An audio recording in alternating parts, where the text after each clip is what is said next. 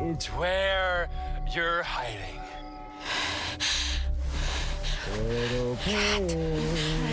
She's got a fever. It's so cold. You're burning up. Are we too? I hear you in there. They're not gonna come out if you're screaming at them. Shut up. Don't let them in. He might hurt her.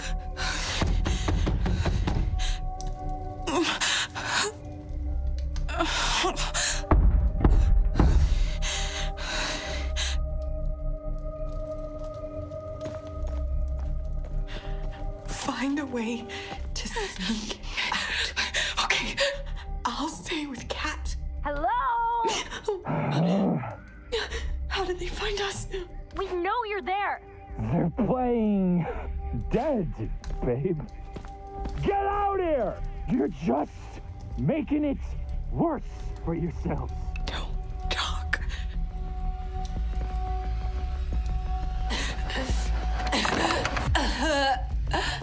No. She sounds bad. Be careful. I think the way out is upstairs. Get away with this bullshit. No, just don't do anything stupid. This should be fun. Out of the frying pan or into the fire. What are you doing? Can't jump down like this. Fuck. I don't know why I'm looking at this. Okay, so, changed my mind about opening these curtains. Cat! Jesus! Cat! Fuck! I need something to get these out. Okay, something to get these out. Oh my god. Probably not helpful. God. Cat's corner. Does Cat bring a crowbar? Mirror, probably not helpful. No, definitely not. Okay, not great. Swan's corner. No, go. Silly spray. Remember how flammable I said that was? Cool, it's all over the ground. Hole is not helpful. Can we pull out a board or something? No. Open the door! Jesus! Cat! I literally don't, I can't think of a single thing. Oh god. Kitchen corner. Remove? What the hell is this? Oh, yes. Whoa! Come on. Baby bird! Open the door! Have you lost? Hey!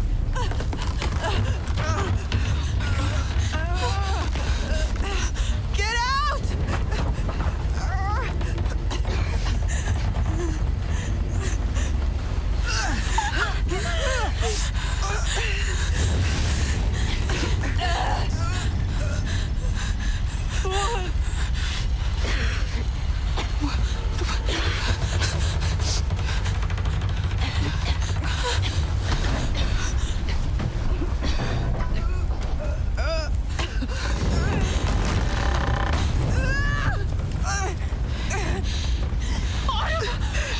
I'm coming! Oh, fuck. You'll be okay. You can run, but you can't hide. Where? This way.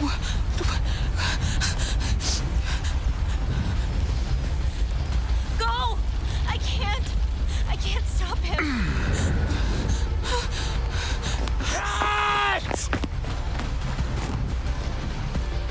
I'm running.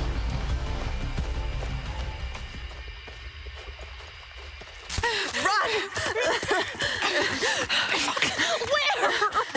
Home?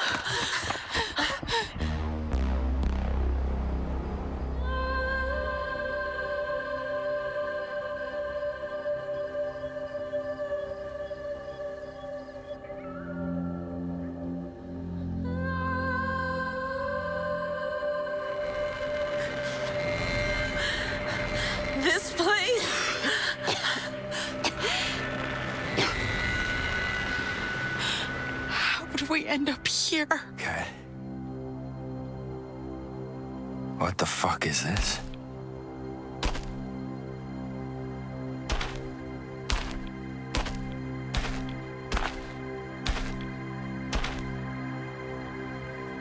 So this is what you've been hiding. Thought you could keep it all to yourself. Selfish little bitch.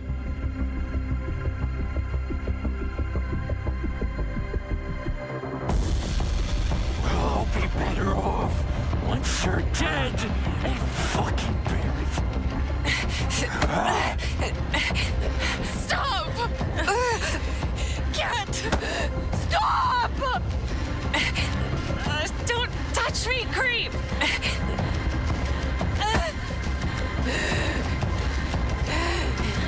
Let her go! Hide with your mouth, you little cunt. Sorry! Let go! No. She's sorry! Cat! She's sorry, okay? Corey! Snap out of it! Are you drunk? Shut up, woman. I feel great. Sure. She's such a disrespectful brat.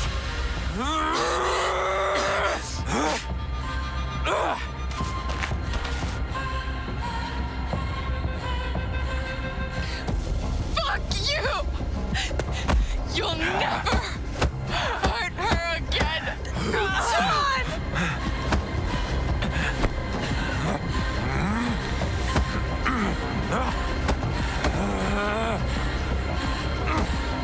No! Go to hell!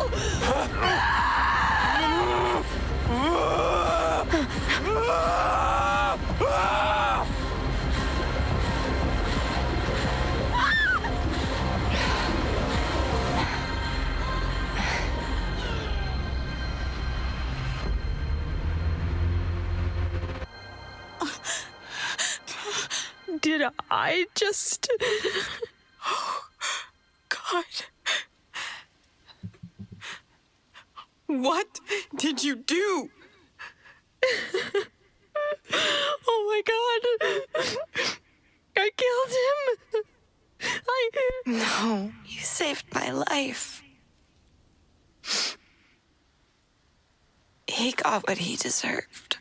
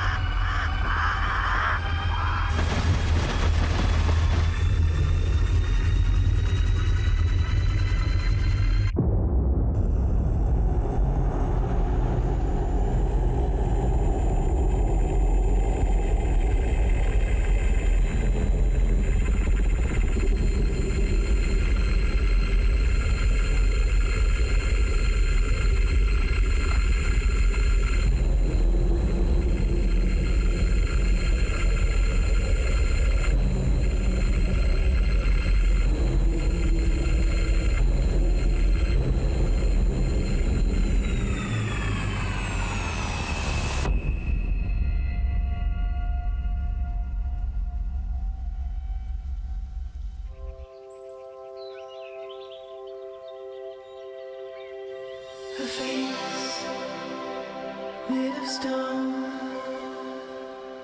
a whisper when we're alone. What happened? Listen, Fuck. and you know. My head. See the colors fading out, feel the curtain coming down around Are you me. guys okay? Darkness falls across your eyes. I've been living in disguise. You found me. How did I get out here?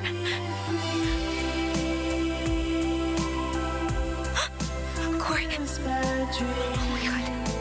Where did... Set me free. It took him. safe. So he can't hurt us anymore. Would you trade?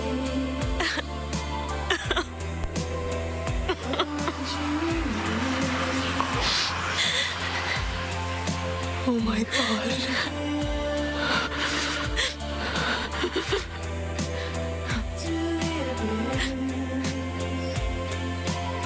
Guys. The abyss. It's gone. You have to listen to me. The abyss. It's trying to protect us. It wants us to forget. I can feel it. And never see each other again. What? No.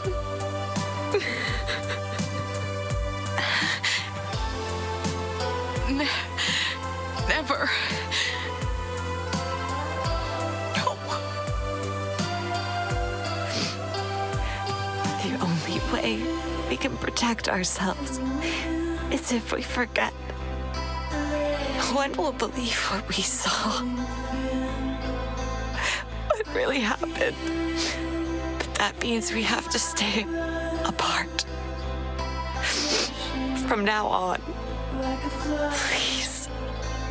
For me and Dylan. Are you serious? Cat.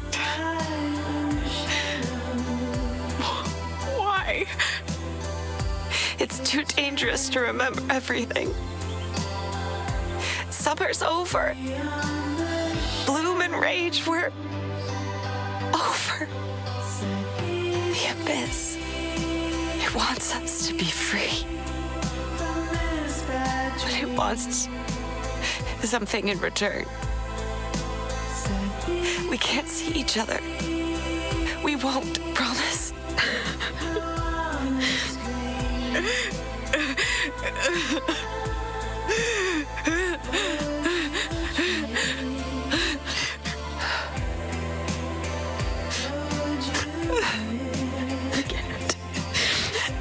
I can't. I need you. Can't.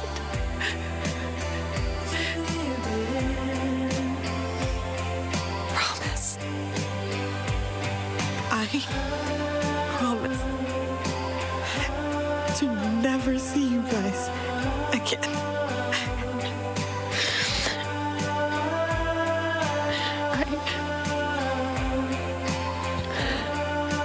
I promise.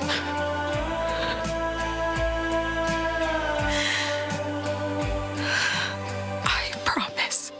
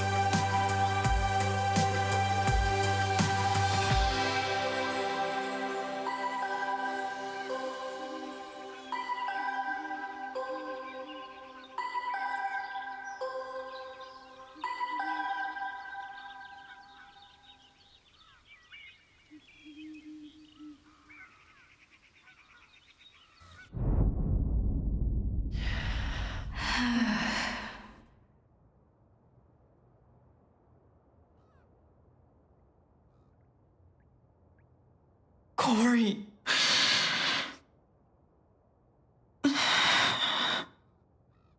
I don't regret it. You know? Mm-hmm. Yes. No, I don't think you We didn't have a should. choice. It was Corey's fault. Everything was. Yeah, but something came over him that night. God. Cat.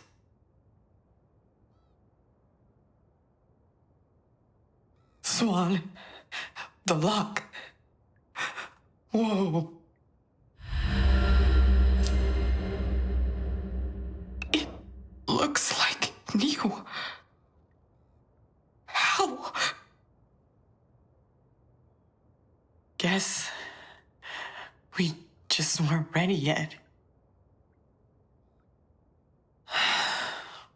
Nora.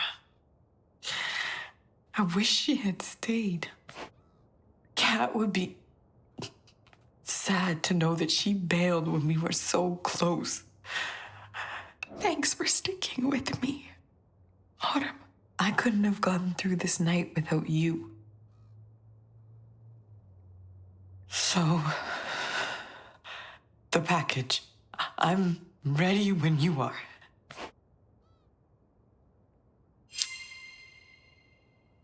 You can open it. Sorry, just taking note of our visitor. And those flickers. So I just want to acknowledge that I do see them. At first I thought that they were graphical glitches, and the more that they've happened and the way in which they've happened, I don't think that they are. But maybe we'll get some clarity on that. Here goes.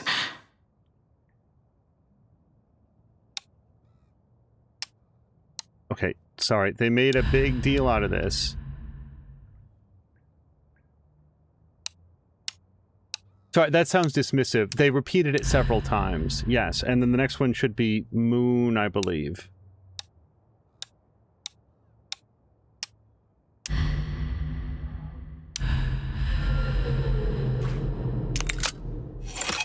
Yeah, think so.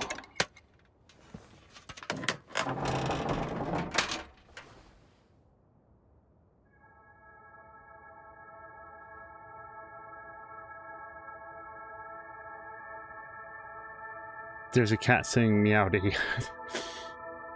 That actually hurts. Okay. I don't know why I said that way. It's just I didn't expect, of all the things that we might find when we open the box, like that would be the thing.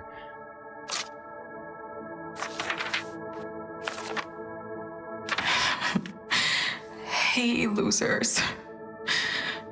It's Cat. Well, obviously. If you're reading this, it means I'm dead. I'm dead. Fuck.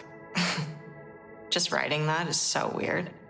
But I guess this also means my stupid sister actually did something right for once and got this package to you. Sorry I can't be there with you. But this will have to be good enough. I don't know what's gonna happen tonight. But no matter what, I want you guys to have these mementos. So you never forget me. Or the most epic fucking summer ever. Cat. I can't believe it. She must have written this before that night. What happened? Was there not an overside? I'm sorry. Okay, it's fine. It's just there's an arrow, like you're supposed to turn it over, and I promise I didn't press anything other than right stick. I don't know what I would have done this summer if I hadn't met you guys. I just would have been trapped inside this house the whole time.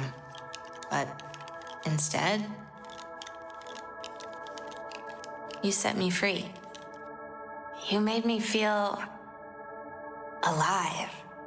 Like the time I had left wouldn't just go to waste. I'm writing this while waiting for you guys to get here. Tonight, we're gonna free Gertie and all her friends. No one should die in a cage. I've wanted to do it forever. I never had anyone who would help me, but I know you will. And if anything happens tonight, we'll deal with it together. I love you, you fucking weirdos. Each one of you. Oh, Cat. You set me free too. It was the best summer of my life. We were able to give Cat that. At least. I lingered on the headphones for a really long time because I thought that maybe as you picked up each thing, it would unlock more dialogue. And I definitely did not want to skip a word of it.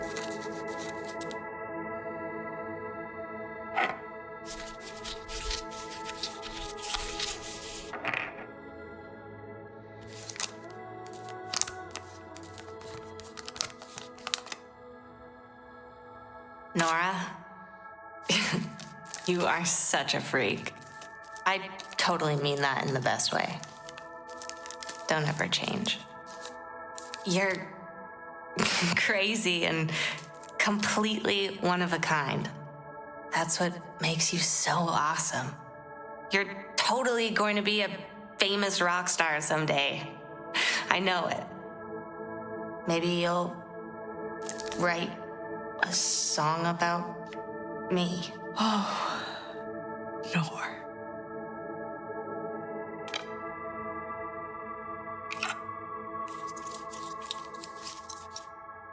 All right, and again, there were multiple Nora items. I just don't want to miss any of it.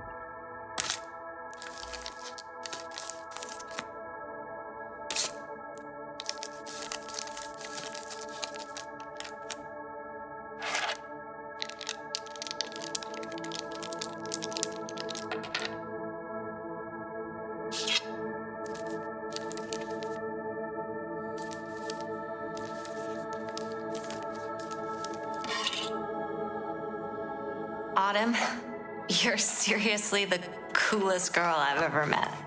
I totally would want to be like you when I grow up, except I don't get to grow up.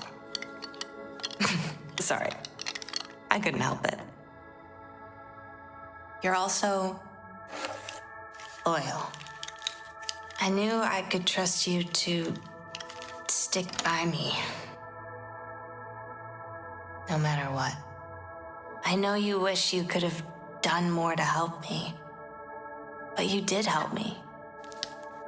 More than you'll ever know. I hope you can go and live your life and be happy.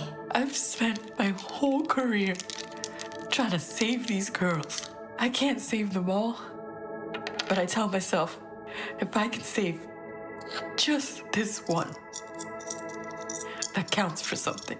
And I know she's right. We have to try to find happiness, no matter how dark things get sometimes. And Swan, my iconoclast. Meeting you felt like fate. We're both sort of loners, and I finally felt like somebody got me. Like, you know how if you spend too much time around someone, you can kind of get sick of them? Well, I never got sick of you. I know that's a weird compliment, but it's true. I just wish we had more time together. I hope you don't mind, but I took a peek at the video you made when I stole the camera back. It is so fucking epic. I hope when you move to Canada, you don't feel like you have to conform just to fit in with the kids there.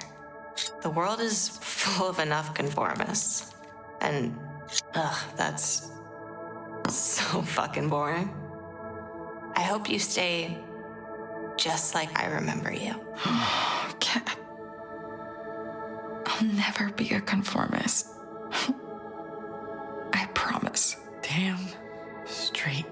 You were the first people who liked me. the real me. But then everything fell apart, and I guess I shut down, and I didn't want to put myself out there again. But I'm gonna try.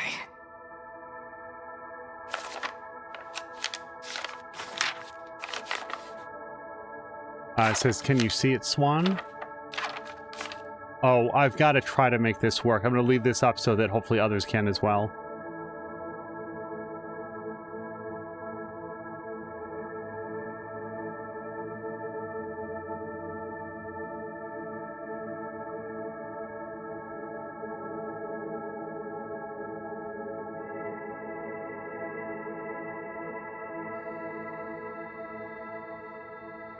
I'm so sorry. I just can't. I just don't see it. I used to be able to do these, at least when they were on paper. I don't know if it's the presence of the text on the screen or what, but hopefully other people can get in there and see what this is.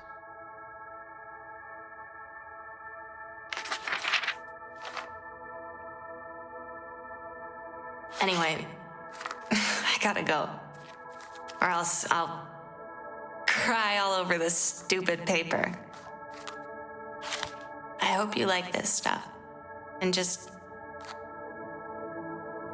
thank you for being my friends. For the best summer of my life. Bloom and rage forever. I love you guys. Don't forget me. As if. Cat. We'll never forget you, Cat. Never. Tonight was the night of the lunar eclipse. It was so cool. Half of the moon got covered by the Earth's shadow, and then, before I knew it, the moon looked like a giant copper penny. And then I think that we need to do the read. Giant copper penny in the sky. Mom, Dylan, and I went to take some pictures of the eclipse, but while I was in the car, I couldn't stop staring at all the stars. They were so clear and beautiful. If I could go anywhere, it would be to sail through all the universe's galaxies, planets. I would visit them all.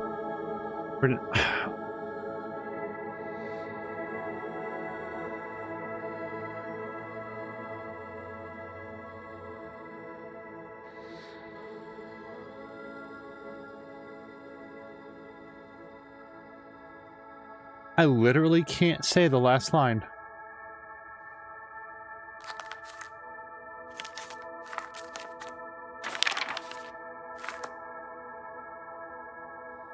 Missing. Catherine Michelson answers to Cat. 16, 5'1", blonde, recently shaved, eyes blue.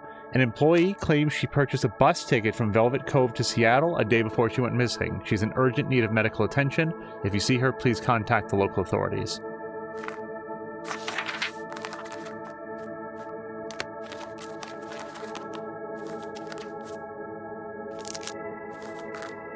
Missing arson suspect.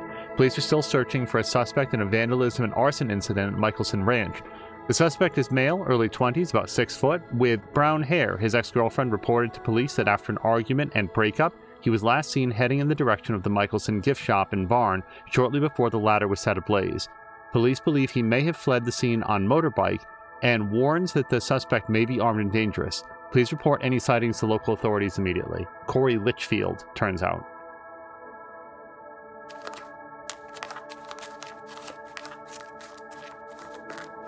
I just want to make sure there's no other clippings we're missing there.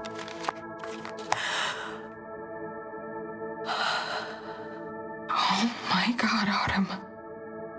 Is that my camera? Holy shit. Just very quickly, our summer made her light escape into the beautiful.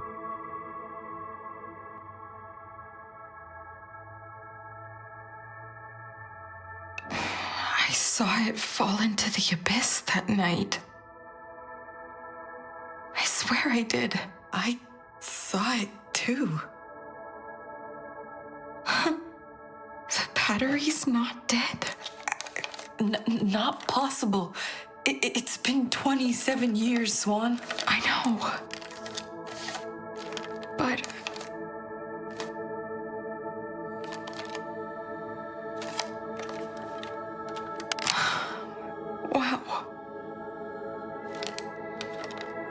I don't want to record. I want to play. I really want to play.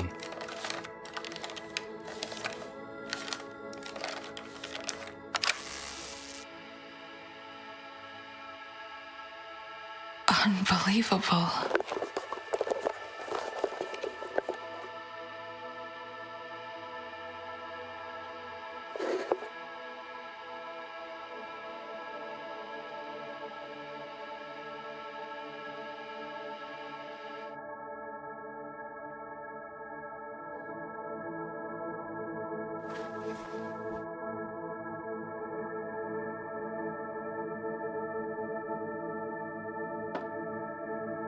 We gotta find a way to watch this.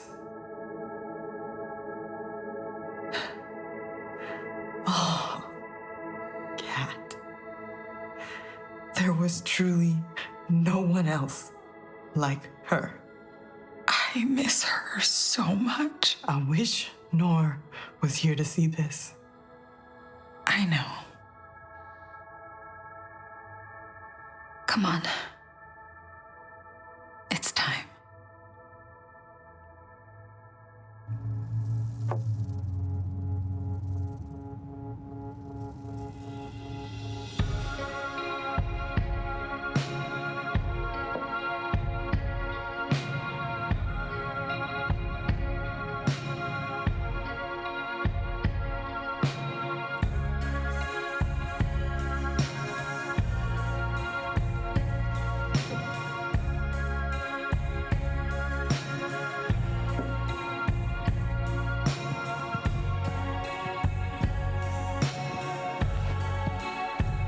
You're heading out? I am. Thanks for the kick in the pants. If you visit again, you better stop in. I will. Have fun, you two.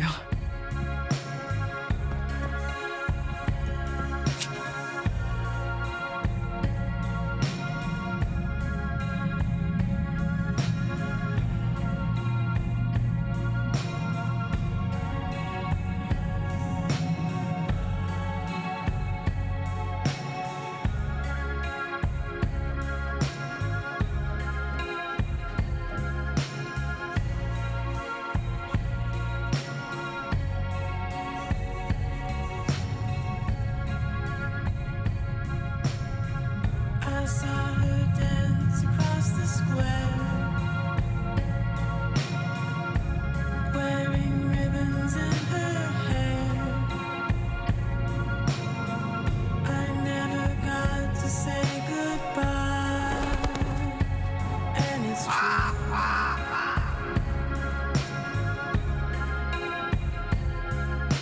Sometimes in my dreams, we still dance into the blue.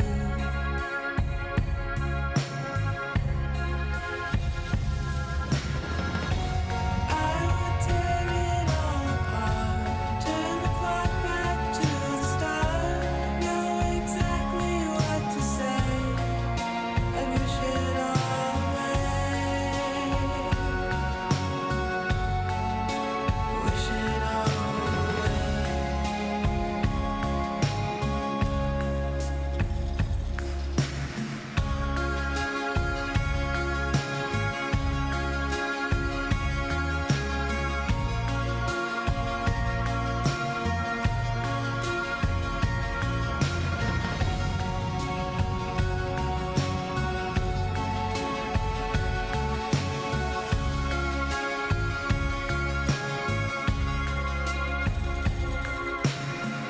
I saw her smile across the room. She was always gone to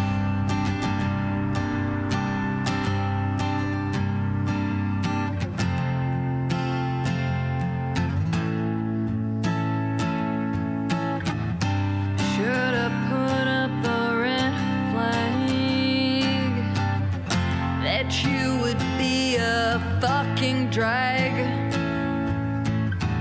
You think you're funny, boy, I can tell. We'll see who's laughing when I see you in hell. See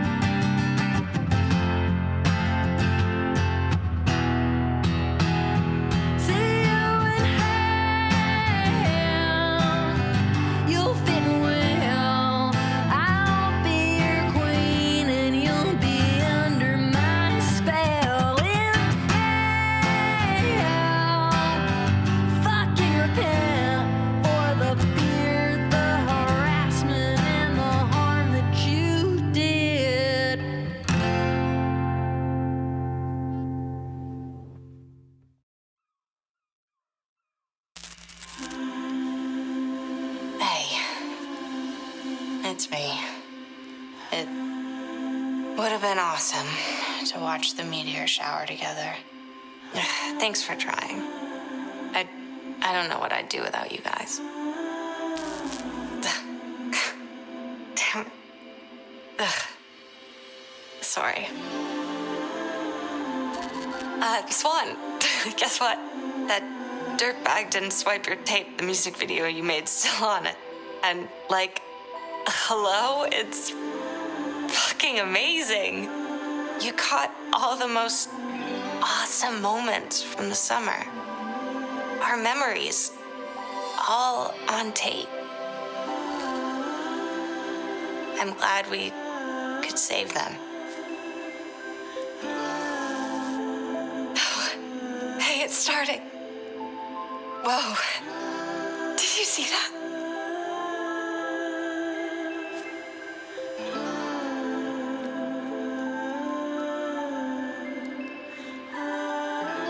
I know you're watching too. Somewhere out there. I love you guys.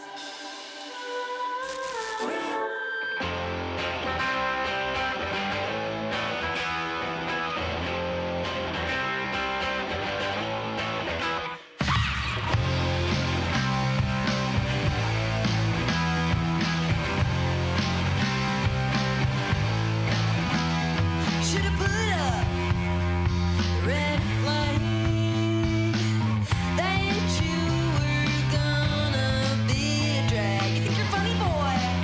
I can tell. We'll see who's laughing when I see you in hell. See you in hell. You'll think with hell. I'll be your queen and you'll be under my spell. In hell. Time to repent for the fear, the harassment, and the harm that you did. Ooh, you're just a clown. Ooh, your brain's as small as this little town. And ooh, I'm not concerned, 'cause you'll make a parade in the underworld. Huh.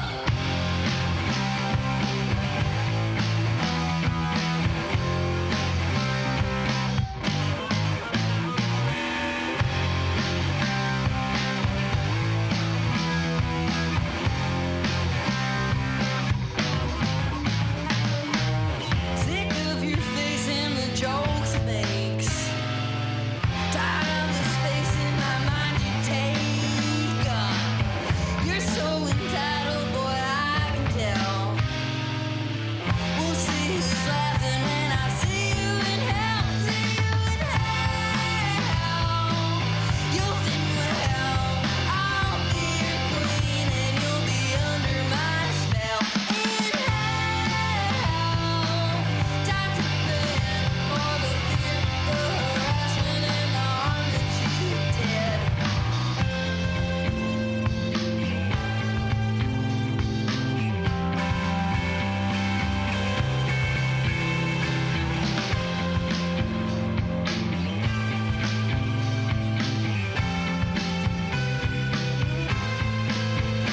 In hell. You'll think with hell. I'll be your queen in this infernal hotel. In hell.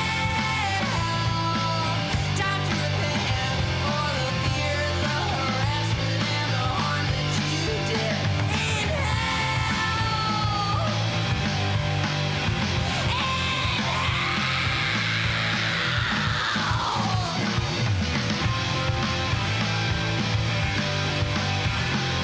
The fear, the harassment, and the harm that you did, kid.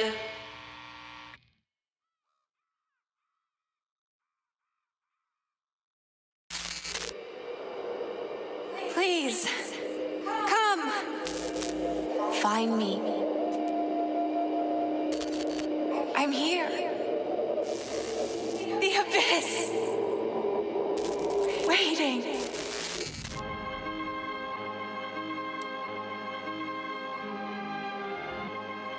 Oh, I'm gonna snap this controller in half. Oh no. Oh. The problem, not to put too big of a damper on it, is that unless there's some big news that I haven't heard about, I think it's very unlikely that we're going to get a follow-up to this, at least from the people at Don't Nod. Hopefully I'm wrong about that. Moving on. Imagine what that last video would have been if somebody had been good at the camcorder. Oh, I'm so sorry. I feel like I owe everybody. I really tried. I tried to have some dynamic camera angles, not too static. We'll talk about videography a different time. Lost Records, Bloom and Rage. I spent a good portion of this game sort of wondering to myself, who is this for except me? I don't know who the target audience for this was, except for anybody that had a perfect summer. This one summer where they and their group of friends had the best time. And it's not to say that life got worse after that, but this just one, like, completely utopian experience. And I talked about it, I think briefly. I made reference to this one summer that I can remember where it was me and my friends outdoors all the time, playing basketball, playing street hockey, playing soccer and baseball, going to the reservoir where they had all of these wonderful nature trails, sleepovers and breakfasts and water gun fights, just all of these wonderful things. And not realizing at the time, that summer felt like it lasted forever and also was just over so fast. Like when we were in it, it was just like this non-stop, relaxing, wonderful vacation. And then when it was over, I just had this soft expectation that, next year again, and it's never quite like that again. This game did a very good job of evoking those memories. I'm incredibly gratified that I opened this playthrough by saying that one of the things I respect about Don't Nod is that they're so experimental in the narrative space, and then this came up again at the end of Act 1. Companies like Telltale and some others, they sort of find a method of storytelling that they're comfortable with, and then they exercise that talent in telling other stories in that. And Don't Nod, every game is different. It almost feels like every game is made by a completely different team, and without comparing names, maybe they are. I don't know. I don't know how these things are made. I've always been under the impression that Don't Nod is a comparatively small company with a very dedicated number of people, but by God, they bring something new to every single game. And in this one, it was the idea of doing the videography, that it wasn't just a matter of walking around and examining things, which I always loved doing in Life is Strange and the Telltale games. Swan's primary method of interacting with the world is both to look at them, but also, more often than not, to videotape them. And she's putting together these memoirs that she's going to carry with her as she moves up to Canada.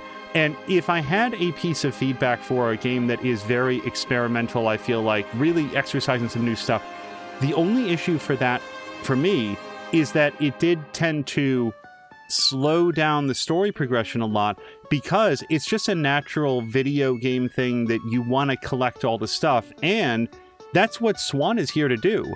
It doesn't feel out of place almost ever. There are a couple occasions where it's like, boy, I want to record these things, but I'm not sure that even Swan would want to take the time to do it right now. And otherwise, it's just, from a video game player standpoint, you want to do it. It makes sense for the character of Swan. For the pacing of the story, I do feel like it sort of slows that down, and I just don't know of a way around that, given the fact that you want to fill out the memoir and you want Swan to have these memories. I think a major piece of feedback for me on that part of it would be having some way to have Swan directly say, okay, and action. This happens a couple times, but to be able to get Autumn to do her cartwheel, to get Nora to do her smoke rings again, or to get Kat to do anything, and I don't mean that in a negative way, I feel like I have zero footage of Kat doing anything other than sitting and looking. And that is explainable in the story, but it's also the fact that Swan never tried. So I just feel like you could be so much more engaged in that. And that's just from a gameplay perspective. From a story perspective, so here we go in Lost Records, where right from the start we're introduced to, at least in the past, like let's take it a little bit chronologically. Swan is about to move to Canada, and she's at the stage where things should start getting packed up, but she wants to go out and get some footage of the town. So she goes out and she goes on this nature trail that she really likes, and it starts off, with her talking a lot to her cat, and she's got lots of cutesy little sayings to, Mr. Fluffbutt and stuff like that. And she gets all packed up and she goes out, and you learn a lot about Swan, where she likes gargoyles and sliders and the X-Files. She's got this fan fiction that she's written. She has her stick bug and her cat and all of these posters up, but there's no mention of friends.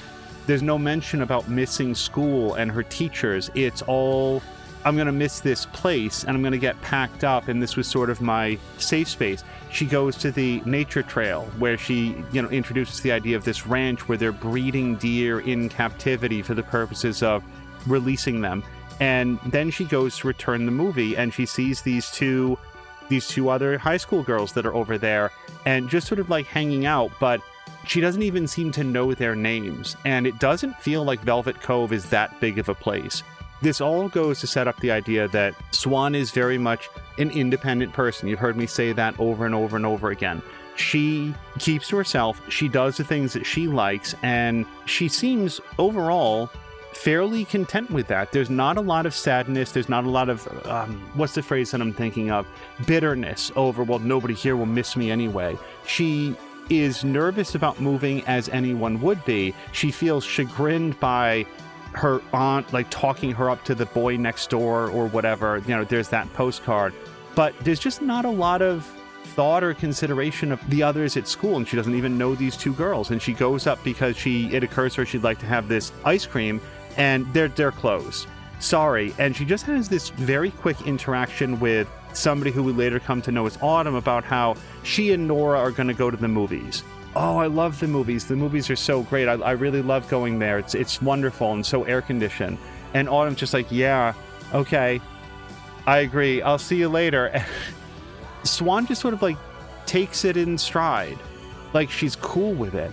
And when you heard me say that Swan is a very strong person, it's because, as we learn over the course of the story, Swan loves her friends. She benefits from having friends. She does like going out and doing things with other people. And also, she is perfectly comfortable being herself. She's perfectly happy being on her own, doing the things that she likes, and she doesn't need the validation and the attention of other people in order to have a good time. Swan is going to find happiness wherever she goes. I did absolutely key in there at the very end when adult Swan says, and then it all went to shit and I closed myself off. That sort of took me by surprise a little bit, because I think what she was talking about is that when she got up into Canada and now as an adult, she just didn't pursue that same level of friendship with others. She just decided it's not worth it. But going back to that first meeting in the parking lot, that was when I really felt like there was something between Swan and Autumn. This was not a random roll of the dice. When Swan walked up, Nora was the first person to speak to her, and I was going around and videotaping because that's what I felt like Swan wanted to do. Nora asked her, hey, are you a natural redhead? Is your hair naturally red? And I don't know this person at all. I don't know if that's sarcastic, if that's a lead up to bullying or insult or something like that. So I very much said, hey, I'll be with you in a minute. And I went around. And then when Swan did interact with Nora about it, she was like, oh, yes, it is. Yeah, I'm a natural redhead. And Nora's just like, all right, cool. And that was the end of it. It seemed like at most a little bit of idle curiosity. It didn't really seem like an attempt to strike up a conversation. And then when Swan went and talked with Autumn, clearly friends with Nora, they just had more of a back and forth around specifically their love of movies. And the thing is, a lot of people like movies. It just felt like Swan was immediately more engaged in that conversation. And that's what I meant when later on Swan was talking with Autumn and said, like, as soon as I met you, I felt like there was this magnetism, there was this attraction, because once they got to know each other a little bit better, think about how things proceeded from there. here comes Dylan, who thinks that Swan has videotaped her. We've talked about this on a few different occasions, so like I'm just going to say again that I really do get where Dylan is coming from. Then Corey enters the scene, and when Corey first shows up, I'm not really sure how to take him. He first seems like, I'm sorry, what is this now? What are we all talking about? He just seems sort of generally confused, and then he sort of gets a little bit nasty about it. And even in the moment, oh, videotape me, do a video of me. He didn't bring the sort of defensive boyfriend energy that this young woman was expecting. So now he's going to sort of like be more of a bully about it. Whether or not he's feeling it in the moment, what he's trying to do is be like big tough guy by, again, sort of metaphorically beating up, emotionally bullying this high school girl because, of course, of how tough he is. But then Kat shows up and derails the whole bullying thing. Just this. The physically smallest person on screen is just absolutely savage to these two would-be bullies, just completely Chloe Prices them, shuts the whole thing down. And here come Nora and Autumn, who were sort of involved, but then Corey steals the keys, throws them into the parking lot, or into the playground, it turns out. And then they have to stay behind and get it. They're not going to be able to go to the movie. And this was the next big Nora v. Autumn thing, where Autumn's looking for the keys, Kat is looking for the keys, Swan has just met any of the four of them, and Nora's gonna sit there and smoke. And I just can't. I just don't know where that instinct would come from.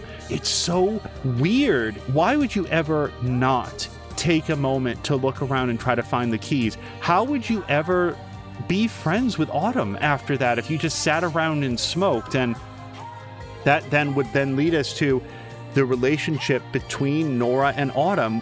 I think that it would be a small number of people that haven't at one point or another seen that relationship, that exact one, where one person is a really good friend, they even consider the other person to be their best friend, they love hanging out, they have similar interests, and person B is just sort of fine with it and doesn't really think very much about it. When Nora went off to California much later and came back and brought back a gift for Kat and brought back a gift for Swan and nothing for Autumn, it just felt very uncomfortable. All of this circles back to why I was so surprised at the end of tape 1 that Nora was Swan's BFF and Autumn was just sort of like this, like a friend or something like that. Better than we're cool, but like, yeah, we're okay with each other. That part was very surprising to me about how that all went down. Moving forward, they find the keys, they wind up hanging out. Here we are, we're going to be Bloom and Rage. Kat is the songwriter, Swan is the videographer, Autumn and Nora are the talent, and then they want to go out into the woods, and Swan gets to take them out to these woods where she's been on the trail before, and this is going to be awesome, we'll be able to do this music video. That's where they are when they find the cabin for the first time, and I again want to call out how super effective that one jump scare in the entire game. There's one jump scare that happens when Swan finds the lock, and it is to this very moment completely unexplained, but it got me like a bullet. It was so good. Whoever executed that A+ jump scare, I really, really liked it. And Autumn just has this line that stuck with me through the whole game. Buildings aren't usually locked from the inside. What a great idea to inject into the story and then leave totally unexplained. And to this moment, what was it? Why was the lock there? What was it holding in or out? And they have this very, if I say juvenile, I don't mean that in a negative way. I mean this very preteen idea of making this into their clubhouse. And this goes into one of the major themes in Bloom and Rage, which is this one summer that bridged the gap between being kids and being adults. And here in tape 1, they're going to make a clubhouse. They're going to have sleepovers and slumber parties. They're going to sit around the campfire and they're going to hang out and make their zines. And it's just going to be an awesome place that they hang out all summer. It's certainly implied by the story that they wound up spending a lot of time hanging out at that cabin. They walk a little ways down the path to hang out by the lake. They swim in the lake and then dry their clothes and their towels up to dry there. And it is just this wonderful space for them, which then we see a little bit later in tape 2, hollowed out. They concoct this idea that they're going to do this big concert.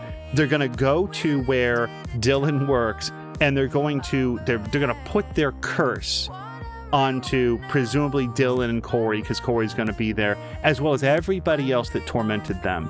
And then they play this concert, and it's awful. It's so good. You guys, it was so bad.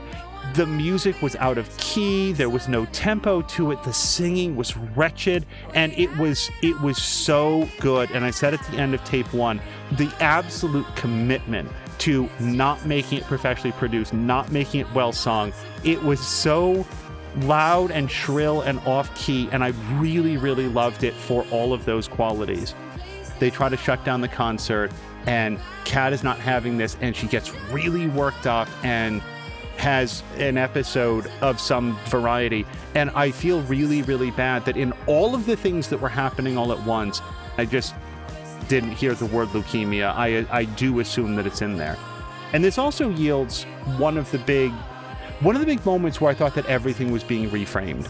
All of the nastiness really falls away from Dylan, and now she is exclusively concerned about her younger sister. They have to get her to medical treatment. And you see Corey not being a bully. Corey is the one who picks up Kat and gets her into the vehicle and jumps in and drives away. And I thought to myself, oh my God, we've been wrong the whole time. He wasn't coming to get her just because he was being nasty. She had medical appointments. Her parents were worried about her. She had other things that she needed to be present for, and he was being assigned to go get them. So where he was coming off as, gruff and kind of a bully, he was being assigned tasks that he didn't want to have to do and wasn't very comfortable with it. I thought that reflected well on Corey, and hey, maybe he's not such a bad guy. Dude fucking sucks. Like, I'm so angry at Corey. You guys have no idea. But at the concert, when Kat collapses, everything changes. And when I said earlier about going back to the cabin and having it hollowed out, after Swan does her apology tour and goes back to the bar, then goes to the cabin, and reality has really crept in on it. And specifically, one of the things was when she finds an uneaten but mostly made s'more, and it's just swarming with ants. Because of course it would be, because this whole place is going to be infested with any sort of food. It just suddenly seems a little dirtier, a little more disheveled. It's just the tone of the game has changed so much that suddenly this just feels frivolous, because now the real world has encroached on them with the realization of Kat's sickness. And that brings me to one thing that I think is really interesting just from a storytelling perspective. The Michelsons appear to be very well off. They live in this very large house. We don't get to see Autumn or Swan's house from the outside, but it certainly seems like the Michelsons are on an estate with an electronic lock, and they've got this ranch, and they seem to be doing very well for themselves. What do they need with Corey? At least one of Kat's parents seems super shitty, because the thing that doesn't make sense to me is that I just do not buy the idea that Corey, the guy that goes ripping off after these teenage girls in the dead night of the woods on his ATV or whatever it was, screaming about how he's going to get them, and then we see at the end lighting fire to their cabin because he thinks that that's going to be a good way to smoke them out, that this dude raised no red flags for Riley's parents, especially when Riley is right there. They're constantly fighting. From a storytelling perspective, it honestly feels like it would have made a lot more sense if it was Corey's family that owned the ranch, if he was the son of the wealthy family that was running the ranch, and maybe the Michelsons' income was reliant on working at the ranch, and therefore there was a lot of pressure from Riley's parents, like, oh, come on, you can put up with it, just making their daughter miserable for the economic good of the family. When it's coming from the other side, it just makes her parents seem like complete shitheads. Like, why? Riley doesn't seem to be happy at all in this relationship, and Swan goes so far as to say, Riley, why? You only sound sad when you talk about Corey. And she doesn't even disagree. She doesn't like Swan, but even Riley can't disagree with that. So that then leads to, why are the parents okay with watching their elder daughter be treated like garbage by this just complete trash fire of a human being? Fuck this guy. So we're going to get off of the Corey of it right now. I have to say that the cabin seemed like so cool, and I was thinking in tape 1 about like, man, my friends and I, we would have like, it would have been so awesome to have a place like this, an abandoned, secluded structure that you could go into and light a fire, and like your parents didn't know about it. Like that would have been so awesome. And they're there during the light of day. So when I say then in the light of day, I'm talking about tape 2, when the sun has risen on the start of adulthood, and it just seems so, I said before, frivolous. But she meets Autumn there. Autumn is there to pick up her stuff because she's done. Autumn is clearly going through a lot, and a lot of it has to do with Kat. A lot of it, I think we soon find out, has to do with feeling completely abandoned by Nora. When she's there, she has her panic attack, and Swan is able to distract her and sort of reset her mind and her attention. I really like the voiceover when adult Autumn says, "You really helped me out that day, like you really talked me through it," because I felt like no matter what else happened between the two of them, at least there was that one opportunity when Swan really could be there for Autumn. And if this was the last time they ever spoke as kids, Swan could carry that with her up to Canada, that she had done a real kindness for a friend. Swan and Nora go to break into the ranch. They get up there, and Swan gets inside and is able to interact with Kat, and she's cut her hair and not done a very good job. And Swan had the opportunity to offer to cut it for her. I'm glad that Swan offered, and I'm glad that Kat said, "No, I need to finish what I started," and was then able to do that, and Swan could be a friend and hold the mirror. I will just say that I am very impressed by that, because just the way that mirrors reverse things, I would have probably would have cut open my own scalp. After exploring the room very carefully and not wanting to look at things that Kat clearly did not want to discuss or be seen with, here comes Corey, who I have to note is going to bust his way into, I forget if it was Dylan or Corey first, but one of the two of them is going to bust their way into the room of a high school girl. Here comes Corey, kicks his way in, and here's Swan. And Swan was given the opportunity to go out the window or to stay.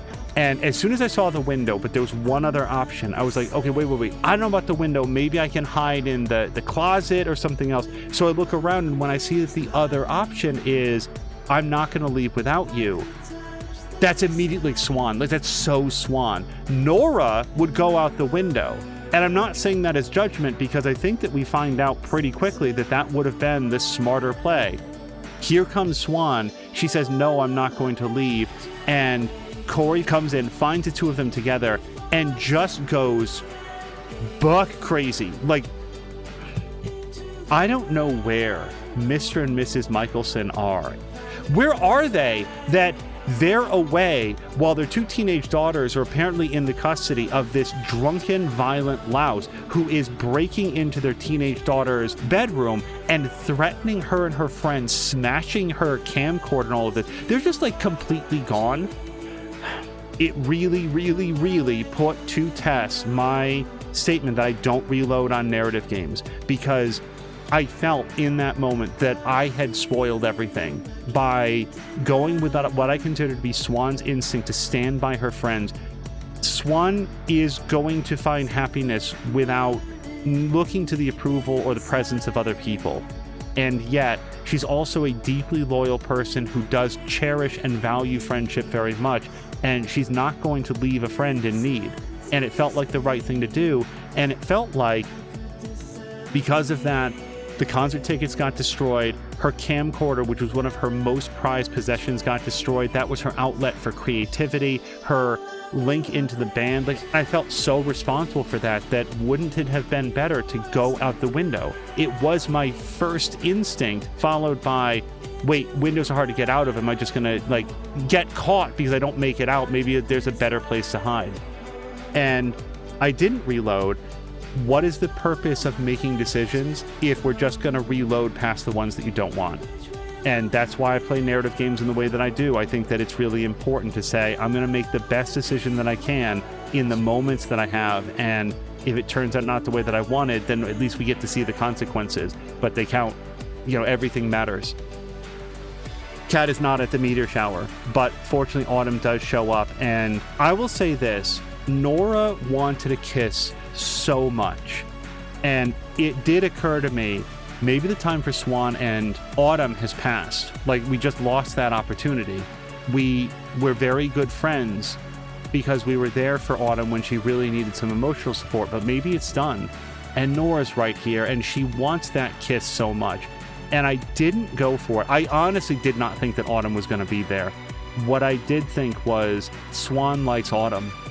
Swan just isn't romantically into Nora. Like, she's just not. There's never been a spark there from Swan. I think that by that time, Nora had very much communicated that she was open and maybe even actively pursuing something more with Swan. But it just felt so disingenuous, and it felt like it would be out of sympathy rather than actual romantic interest. So Swan did not go there. And then, of course, Autumn showed up, and I felt very relieved to have made that decision on Swan's behalf. It really was out of respect for Nora. It hurts. It doesn't feel good when one person's feeling one way and it's unrequited, but it's endlessly better to have that second person be honest and say, through their words or actions, I'm just not feeling that way about it. And I feel like Swan did a pretty good job of navigating that. I really liked when Swan said, I did know, and it was an honor. I hope that Nora felt that in the way that it was intended. So they go to the meteor shower, and Swan is more affectionate with Autumn, which both felt true to the character, and also from me as an adult sitting on the outside of it, very uncomfortable because Nora is right there, and it feels really bad. But Swan really, really wanted to be with Autumn. She didn't want to let this opportunity she didn't want it to be missed. But there was this very pronounced lack of Kat. Like, I really felt the emptiness of only having the three of them there. They do get back in touch with Kat, and Kat says, let's go to the ranch and basically just completely destroy it. I'm here as adult male, and I'm thinking to myself, Swan, don't do anything that's going to ruin your life. I'm thinking to myself, no matter what story gets told after this, if you are held criminally liable to this, I don't know about like what your family's financial situation is, but can you move to Canada if you like have like a criminal record? I feel like they start looking at you a little bit more closely after stuff like that. How is this going to influence Swan's future? And like, you guys, I'm actually thinking to myself, Swan has described what she's doing up in Canada with the bookstore, and she's writing the spooky novel and stuff like that. But for all I know, based on the decisions that I'm making right now, she might, in an upcoming moment, say to Autumn, by the way, I lied. I've been out on parole. I can't find work. I wasn't telling the truth to you before. I don't know what consequences these are going to have. And yet, I still threw the eggs. I smashed the windows. I didn't smash the trucks. Why is it okay to smash the windows on the building and not on the truck? I don't know. But nobody else was smashing up the trucks. I was thinking to myself, maybe they're going to actually get into the trucks and drive away if they need to make a getaway, since they've already stolen it to move the concert equipment. But if nobody else smashed up the trucks, Swan wasn't going to be the first one to do it. And if Nora was breaking open the windows with hammers, then Swan was going to throw rocks through the windows too. She was going to match what everybody else was doing. Plus also, like, Jimmy opened the electrical box and just rip out all the wires, which I'm just going to note that if I did that, I would Frank Grimes myself. Like, I don't know how Swan knew what was and was not safe, but no, she was able to like rip up the circuit box and stuff. And then they're going to go and let all the animals out. And can I clarify something here? Hunting as a sport can take a lot of skill, a lot of precision, and when exercised correctly, can help control the deer population. Like, it can be a very important step in sort of like wildlife and wilderness management. This felt very different, that these deer were being bred in captivity for the express purpose of being released on the day that they were due to die. And that it was basically the wilderness version of shooting fish in a barrel. It feels embarrassing. I don't know who that's for. You are shooting something that is shaped like a deer, but has the instincts of a dog. It just has very, very limited instinct on what it's even supposed to be doing and where it might be able to find a way to forage for itself. Did you see how, remember I pointed out all the deer were collecting around the feeder? They're not running for the hills because they're so happy to be free. They only know that that's the box that food comes out of because they're not wild deer. And that's what they're going to be released. They won't even be running when they get shot by the hunters. So I just wanted to draw that distinction very quickly, and I was being so sarcastic about how good of a hunter Corey is. I don't take back any of the bad things that I ever said about Corey, but I did want to draw the distinction between this sort of farm fresh hunting versus like actual wilderness hunting. Especially hunting for food. You want to hunt a wild deer as approved and then like have that made into venison and stuff. By all means, use every part of the kill, but don't just make it, it's fine, we'll move on. But that felt really, really good to be able to help Kat do this one thing that was really important to her. And it was like this make-a-wish moment. Kat is at the end of things, and she knows that she's at the end of things, and this is the one thing that she wants to do before it's done. The concert was ruined. It was taken away from her, and now she wants to do this instead. And if in the act of helping out Kat, we have a chance to set these deer free to go try to find some life that they're happy with, happier, more free than living in those pens, let's do it. And it felt really, really good. And then it felt even better when those deer really messed up Corey. It doesn't seem like he got too messed up by it, but man, if that guy had walked with a limp or crutches for the rest of his life, I would have been okay with it. If it were me, I might have played Corey a little bit more subtle about it. Well, actually a lot more subtle. If he's going to rip up the tickets, have him do it because God damn it, Kat, I have to spend my whole summer running around after you, keeping you indoors because your parents constantly put me on it. I'm not going to chase you to Seattle or wherever this concert is. And he rips them up out of anger and frustration. That would have been something. Here he rips them up just to be as vicious and nasty as possible. This is like 1980s movie high school level bully. And in some cases worse than that. He's so irredeemable. And he's like smashing the camera, Swan's camera. He barely even knows her, except that he knows that Swan is friends with Kat. So Corey's natural instinct is to be like that cruel to anybody that hangs out with Kat, somebody who he would allegedly care about on the grounds that she is A, Riley's sister, B, the daughter of his boss, and C, deathly ill. You would think that any one of those three things would have gotten through to him that maybe that's not cool to like mock and denigrate and attack her friends, and yet he does it all anyway. God damn, Corey sucks. The thing that I'll struggle with a little bit is, does Corey suck in a way that damages the story because he's so bad? He is so bad, and I don't know. The trio, the quad, are all asleep. And they are, Swan wakes up and she hears Corey lurking around outside, and then Corey lights fire to the cabin. This is lunacy. Like, this is outright depraved, violent, psychopathic behavior. So when they get to the abyss, and he gets even more unhinged, and is repeatedly, by the way, punching Kat directly in the face. I really wanted them to get in there, and the choice came up. Protect Kat. Fuck it, attack Corey. I was hoping she was going to grab a stick or a rock and just absolutely brain this guy, and instead she sort of inserts herself into the situation in a way that at least draws the violence away from Kat for a little bit, and then Riley gets involved and so forth. And then Nora kicks his ass into the abyss, and I'm here like, yeah, great, sounds good.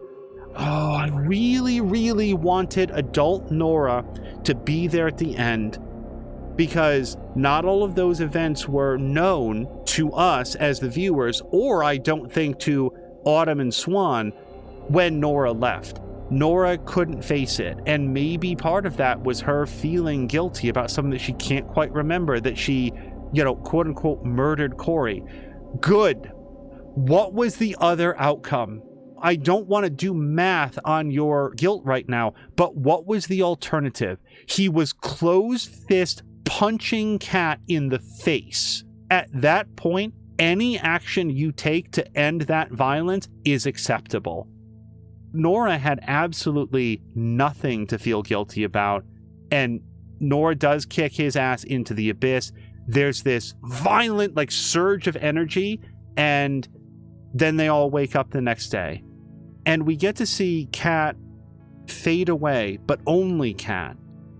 And then that probably leads us to our post-credit sequence where we see, one might think, adult Kat still in the abyss. I hate the fact that I don't think we're going to get a follow-up to this game. I spent a while thinking, is the abyss actually there? And is it perceptible to people other than the four girls? That also got answered, by the way, when Corey showed up and said, what the fuck is this? I was literally watching to see, would he see it? Would he be aware of it? Then there's the fact that the abyss exactly matched that toy that Kat had in her room. Now, that toy had been changed by Kat. There'd been additional, like, swirls and colors added to it. But the ravens, I mentioned at the time, did she paint the ravens and glue them in there? Why do the events in the woods seem to have a very close mirror with that toy that Kat has? And at the end of it, I don't know that we have the answer to that. That toy sure is coincidental, isn't it? The other aspect to that is Pam from the bar also talked about something in the woods, sensing something in the woods. She talked about seeing Bigfoot at one point. Is there something about the woods themselves, something that makes dreams or wishes come true? Does the abyss exist because that's what Kat manifested, and the large hairy creature that Pam saw, is that what she manifested?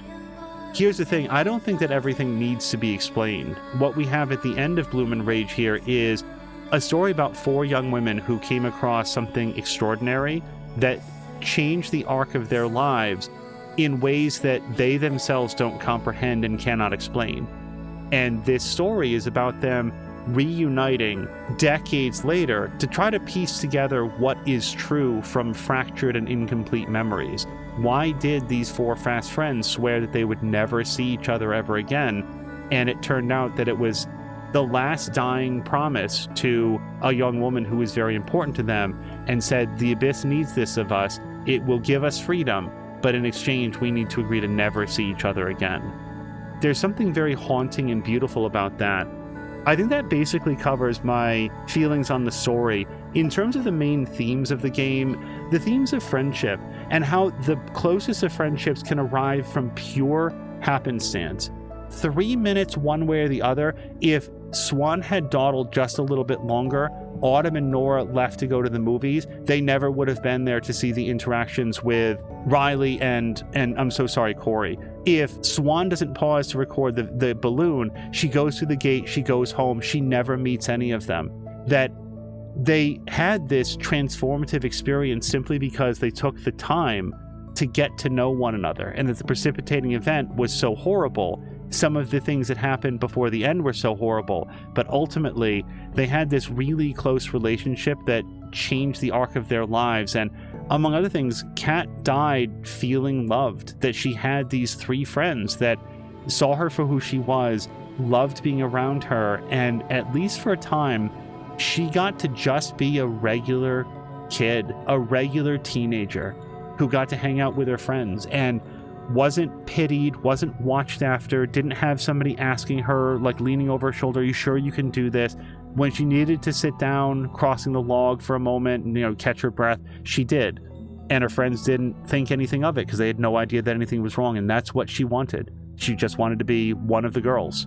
You guys, the original concert was so bad, as we talked about, but then you get to hear it both in this sort of like very professional rendition, and then at the end when you get to hear it as part of Swan's music video. That's so cool. Again, it's the commitment to the bit, the commitment to, they're 16 years old, they're not professionals, they're doing the very best that they can, and it's just not very good.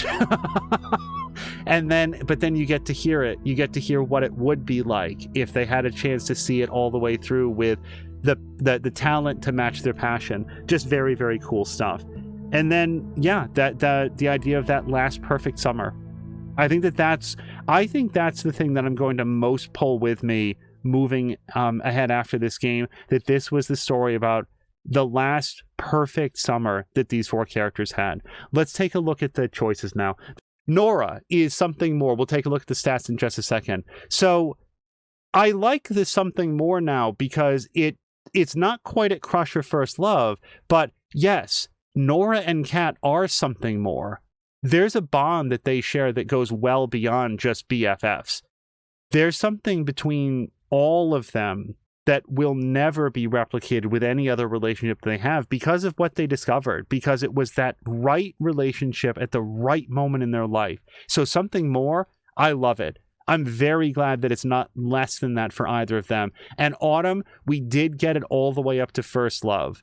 Could we have been something more at the end of tape 1? Probably, because the option exists. But yeah, Swan was really into Autumn, and will the two of them rekindle anything from here?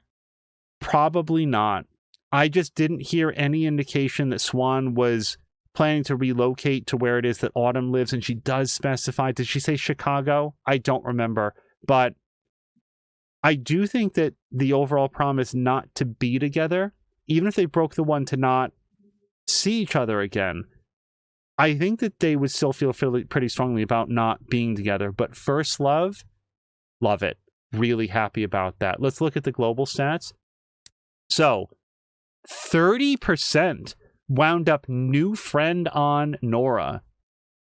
21%, it's interesting, 21% perfectly split between first love and something more. 12% crush beat, 16% BFFs. I neglected to talk about adult Nora. Adult Nora was cool as shit. Like, I loved her hair. I loved her whole vibe. I loved Autumn as well, but adult Nora impressed me in a way that I did not expect teenage Nora was going to. I didn't think she was a burnout or a loser. I just wasn't sure that she had a very clear sense of what direction that she wanted to take. And it turns out that when music fell through, fashion was option next on the list, and she thrived at it. And she did great. And the thing about adult Nora that came out, especially in tape 2, was her very, very strong aversion to dealing with any of this. On the fight or flight spectrum, she was very much a flight. She just wanted to run away. She wanted to suppress it. She did come all the way back to Velvet Cove, but once there, this is going to sound judgmental, but she just didn't have the strength to see it through the way that Autumn and Swan did. I will say that in terms of potential romantic partners for Swan, I think that Autumn was for sure the better of the choices for Swan. Let's go on to Kat. Kat, 10% something more. So tied for second to last. 10% crush, 5% we're cool. Yo, I'm just looking at the we're cool specs on Autumn. We'll get there. 22% first love and 10% crush. So 40% new friend. I wonder how much of that might be from people who do try to go through the medical records, do ask Kat, are you okay? You have to talk to us about it. I mentioned it, I think, earlier. What a person is going through personally, privately, medically, sometimes they want to talk about it and sometimes they don't. And when they don't want to talk about it, it can hurt when you're their friend. You didn't know. This is coming at you all of a sudden, and this secret that the other person has known about, they kept from you, and now you're being asked to play catch up all at once and also respect their privacy. That can be extremely difficult. And also, if you care about them, you're going to find a way to do it. Because as hard as it is for you to hear that somebody like Kat is terminally ill, they're the ones that's terminally ill. They're the ones that need your support. And you got to find a way to work past that and to give them what they need. So this is just me wondering if the new friend came about because things got real chilly real fast. If Swan pushes too hard, I am very content with our something more. And then for Autumn, 7% first love. I'm glad that we talked about it in such detail because if there's going to be a romance story here, Autumn just feels like an incredibly natural choice and did right from the very beginning. Her reticence to get serious about it, if she had ever said, listen, I like boys and that's the way that I go, Swan would have like backed right off, but it always felt like there was a magnetism there. So I'm earnestly surprised that it's as low as 7%, 6% crush, 8% something more. BFFs was 15. New friend is the winner at 33%. I can understand Kat if people push too hard, because I feel like that's a naturally human thing to do. Why didn't you tell us? We could have helped you. Like, whatever. We would have wanted to know. With Autumn, I just don't get it. That is a completely mystifying statistic to me. And then 31% were cool. You guys, 64% of people were kind of cool with Autumn. New friend or we're cool. I will take my first love. Thank you very much. I don't want to epoch. Oh, do we? Yes, we do. There we go. And we're just going to keep the percentages up. Nora, former friends. Yeah, former friends, 35%. That's what it was. 45% got reacquainted and only 20% reconnected, which is really interesting. Autumn, 79% reconnected, 8% reacquainted, and 12% former friends. Fascinating to me that people got on a lot better, it felt like, with adult Autumn than younger Autumn. I don't know why. And I'm not, let's not spend any time speculating here, but that's where that is. I will also share, as of the end of tape 1, I thought that we were getting a Schrodinger's cat situation. I thought that the decisions that we were making throughout tape 1 and then tape 2 might come to influence whether or not adult Cat was going to join, because throughout the entirety of tape 1, they simply never said one way or the other if Cat Michelson was still alive. That turned out not to be true, but I was very much thinking that at the end of the game, maybe we'd have an image here of adult Cat and some stats there. As far as I know, that's not the case. Let's do next. You only tried calling at least one friend. Well, I mean, Mom got on the line and said, hang the hell up. That's the only reason I didn't call all the friends. I called Autumn first. I tried to call Kat. I did not try to call Nora. It wasn't an anti-Nora thing. I thought that Mom was going to like take away phone privileges or whatever. You didn't return Pam's book. I didn't find Pam's book. I found a book and it didn't apparently seem to be Pam's, and I couldn't find a book anyplace else. I interviewed Dylan for your memoirs. Tremendously glad that we did. I would have felt terrible if we hadn't. If I'd seen that, I would have been like, holy shit. And then Dylan refused Corey's kiss. Well, probably because of the interview. I assume that if you don't interview and don't say, hey, you seem really sad about this whole thing, then Dylan will kiss Corey. Let's take a look at our stats. 29%. Wow, 40% don't try to call any friends. They are playing a different game than me. Swan immediately wanted to reach out to her friends. 77% of people returned Pam's book. I'll say this, if it was the one that we found in the dumpster, I could not figure out a way to pick it up. 94% of people interviewed Dylan. 74% of people, Dylan refused Corey's kiss. That's very interesting on the last one. I would say that definitely seems to be tied to the interview, but I wonder which specific topic it is that gets it. You help Autumn recover from her panic attack. Yes, and to just say it one more time, no matter what else ever happened in their lives, Swan was there when a friend really needed her. I think everybody has the experience of, on occasion, not being the friend that they want to be, that they are not the friend to somebody else that they deserve. On at least that one case, Swan was the friend that Autumn deserved, and that feels really good. Autumn couldn't recover from her panic attack. Can't wait to see the percentages on that. You convinced Autumn to stick with Kat. You sided with Autumn to protect Kat. You were alone at the abyss. Well, that was after the panic attack. You sided with Autumn to protect Kat. I don't remember that middle choice. Up at the top right, Nora gave you a bracelet and a pin from LA. Oh, I do not know why Nora was so into Swan. And is it actually because Swan was kind of giving Nora the cold shoulder? It's not even that Swan was playing hard to get, but maybe that's it. Swan did not hang out with Nora, and Nora found that intriguing and wanted to attract more attention from Swan. Otherwise, I just don't know where the bracelet's coming from. I'm not anti-bracelet any more than I'm anti-Nora, but yeah, I don't know why I deserve the bracelet on that. You smoked a joint with Nora. Goddamn right you did. Listen, adult Swan, not so much. Teenage Swan? Yeah, fuck yeah. Let's do this. Wow, 47% helped recover from the panic attack. Only 40% convinced Autumn to stick with Kat. 52% were alone at the abyss. 97% of people got the bracelet, so I guess there's no specialty there. I wonder what you got to do to Nora to not get the bracelet then. And then 84% smoked the joint with Nora. Hell yeah. You and Nora remembered how you snuck past Corey. You and Nora couldn't remember how you snuck past Corey.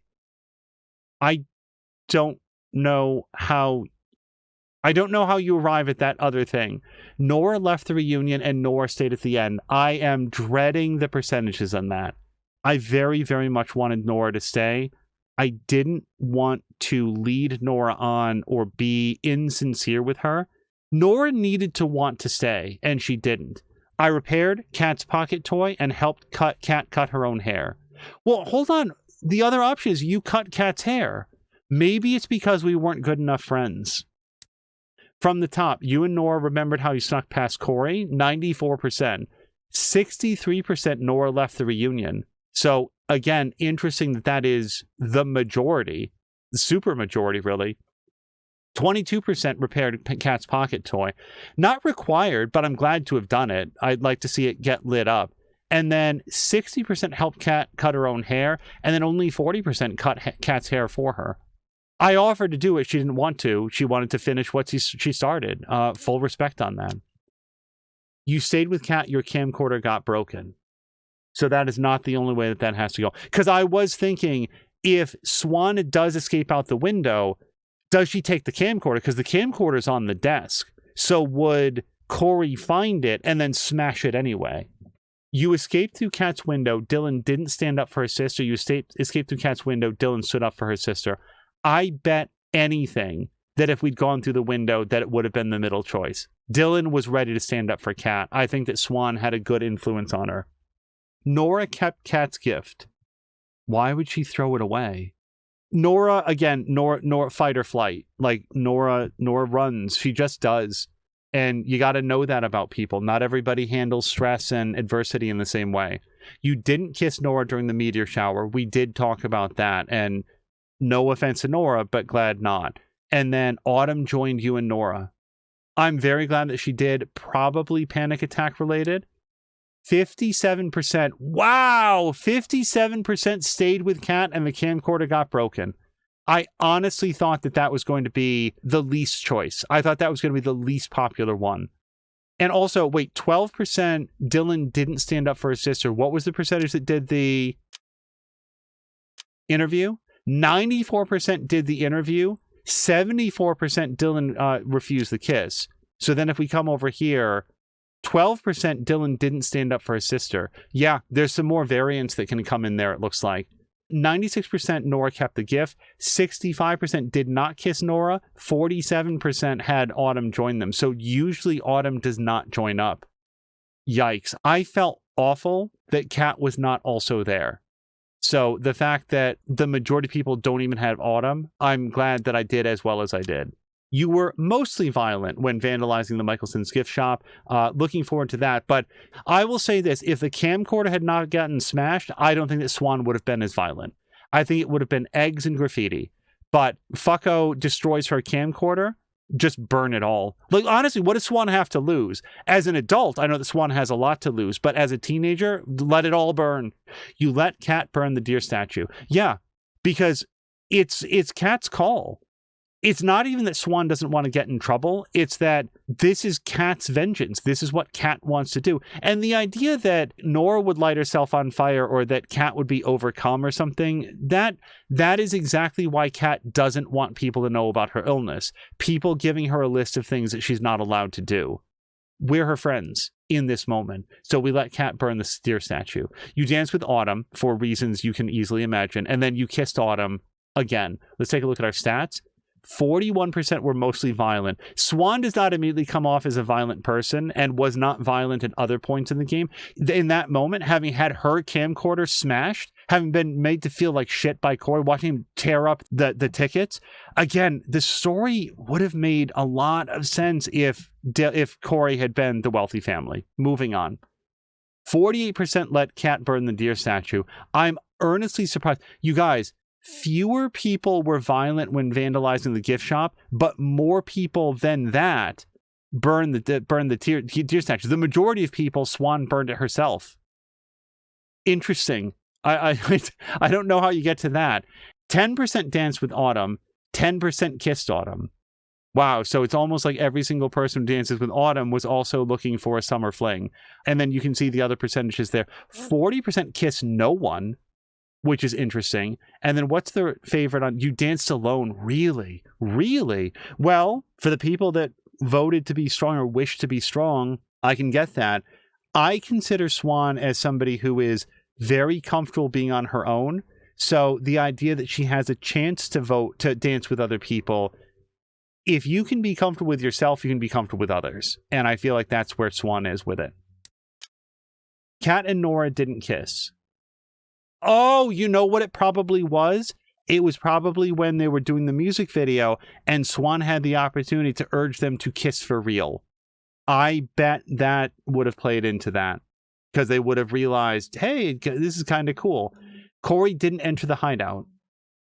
Interesting. I wouldn't have thought that that was an option. Autumn let Corey enter the hideout, or you let Corey enter the hideout. I'm going to guess that most people did not let Corey enter the hideout. If it's more than 15% on either the other two, I will be very surprised. Just because we got to get out the back. Why are we going to let Corey into the hideout, except to trap him in there and let him burn to death? You stabbed Corey, you didn't stab Corey. Corey didn't have the opportunity. You didn't have the opportunity to stab Corey. Believe me, I saw the knife stuck into that pillar in the thing. When Corey was outside, I checked to see if I could get the knife, and it did not come up as an interactable. I would have stabbed Corey. I'm going to tell you true. Swan Harrison, what's her last name? She would have stabbed the shit out of Corey, and she would have done it by my hand. Dude was violent. He was irrational. And when he lit fire to the cabin, we would have stabbed him and let his body burn.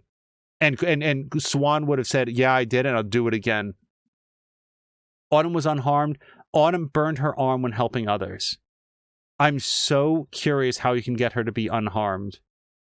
I gotta say, if you're gonna have a scar, knowing that you held up a burning beam so that your three friends could get out, and that scar was the cost that you paid for it, I would wear that scar with pride. Autumn should be proud of that. 70% Kat and Nora did not kiss. 40% Corey didn't enter the hideout. 56% Autumn let Corey enter the hideout. What are those events like? Maybe you don't find the hammer fast enough. I didn't know where to find it. I'd never seen a hammer anywhere in that building. I wonder if it, like, I'm not even kidding when I say I wonder if it was put there by the Abyss. 40% did not have the chance to stab Corey. Right, because 40% of the time he doesn't enter the hideout. And then 41% Autumn burned her arm when helping others. I wonder if she doesn't resolve her panic attack and then that leads her to having another one. Listen, panic attacks just happen. They just do. Corey was driven mad at the Abyss. Kat was possessed by the Abyss. How? This is why I love these percentages. Oh, wait. If Corey gets stabbed in the cabin, he's not there. I wonder what Kat does when she's possessed by the Abyss. Kat offered herself to the Abyss. Kat was violently claimed by the Abyss. I have to say, the way that things worked out for us, Corey made a series of choices. So when I say that I am happy with the things that came out, I am not happy that Corey was punching Kat in the face. I'm not happy that he was violent against Swan and Nora. I am happy that Corey got the ending he chose. He got the ending he deserved. So that's how I feel about that. 61% Kat was possessed by the Abyss. 78% Kat offered herself to the Abyss. How did those percentages get there? Violently claimed by the Abyss. I would be curious to see that scene and also do not want to see that scene.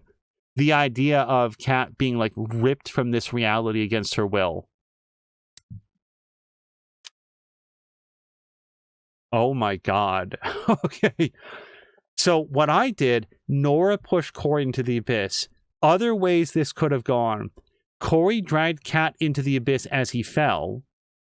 See, in a case like that, I don't know what I ever did that would have prevented that or allowed that to happen. You and Kat pushed Corey into the abyss. I absolutely would have done that.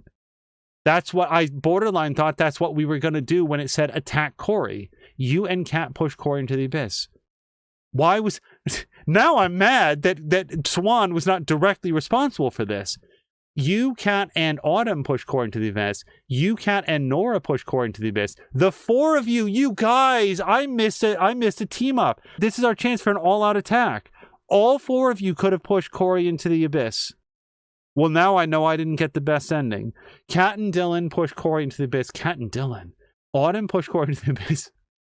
The abyss pulled Corey in harmony with the girls. No!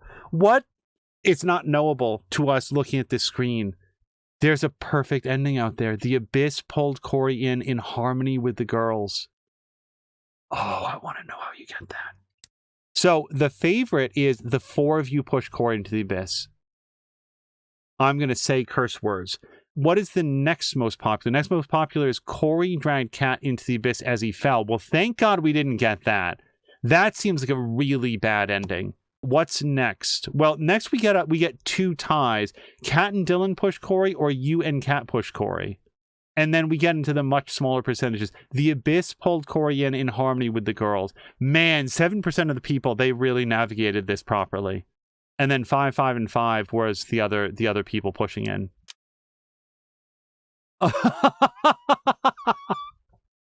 I never expected, I will say this, I played with the Tomodachi because I thought that that's what Swan would do. Because again, it's a summer of fun. They're bridging that gap between being children and being adults. They're right in that young adult phase. I raised Buzzy to be fun because I pushed all of the buttons on the Tomodachi. And then you helped Pam and Gus start a romance. I'm glad to have done that. That was a real coin flip. I very nearly didn't say that sounds like a date.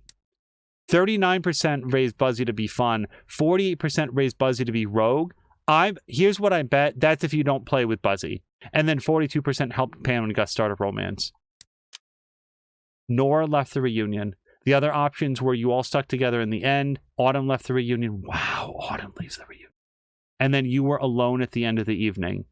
I actually kind of got to respect the people that wound up alone at the end of the evening, because I feel like that really takes some dedication to drive Autumn away. Maybe I drove Nora away, but Autumn felt all in the whole way. Autumn felt like her default position was, we have to see this through. So I feel like Swan would really have to do some work to make her say, you know what, my asshole, loser, incompetent boss is better than this. I'll catch you next life. 42% were alone at the end of the evening. So what's interesting is that I apparently didn't get the best ending, but at least I don't feel like I got the worst ending. I would have really liked Nora to have been there at the end, but at least it wasn't like really 3% got Nora to leave. 42% were alone. 21% Nora left the reunion. 21% you all stuck by each other in the end. And then the 16% there. And I had completely forgotten to mention Adult Swan. Here's another idea that I have that we don't see reflected anywhere in the stats. I was thinking for a very long time that the reason that Adult Swan is entirely in first person is because her appearance was going to be influenced by choices that you make during the game. And maybe they are. Like, she still has like the highlights in her hair. Maybe that's a result of some choices that were made in terms of like the makeup that she wore to the concert. And she realized, hey, this looks really good. Maybe that informs her makeup, or like that choker that she has there in the picture. I don't know what does and doesn't, but I was thinking you can't see Swan at the beginning of the game because the game doesn't yet know what Adult Swan looks like. When she finally turns the camera around and you get to see her, what a wonderful moment. God, I'm actually a little emotional. It was so beautiful that the first time you get to see Swan is through the shattered lens of her camcorder, the camcorder from 30 years ago. It's just beautiful. It's really, really well done. Let's press A, but this might be the end. Let's see if we get anything else.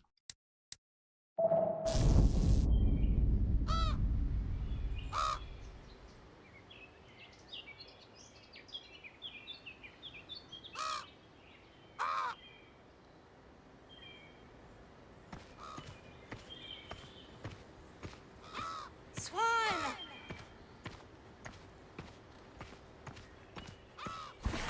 I'm here!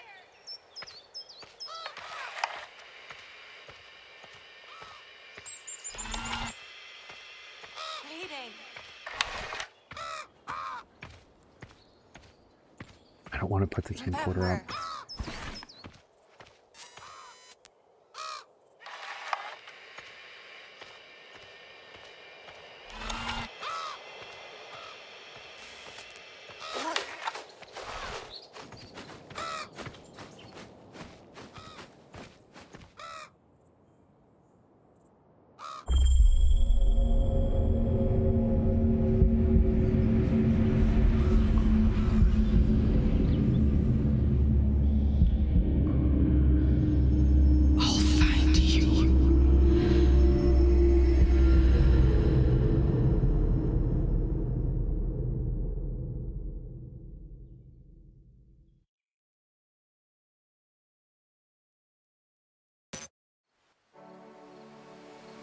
Thanks for playing. You can replay the game in collectible mode without losing your progress and choices via the scene selection. Your relationship outcomes and choices are also available to see in the extras menu. And these look like adult people. Well, I mean, not Kat, who's a Force ghost now, but that is sort of the long skirt that Swan was wearing. Can I just look at extras very quickly? Watch Kat's Summer of 1995. I feel like we've seen that. Let's just see if it's the same thing. Yes. Okay, no, we did see that. Relationship recap is this. Tape 1 and tape 2. Choices recap are all of the choices that we made. And then camcorder is all of the videos that we made.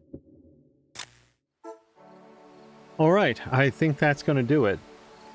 I think where Lost Records ends for me is on the note we've discussed before about this singular summer.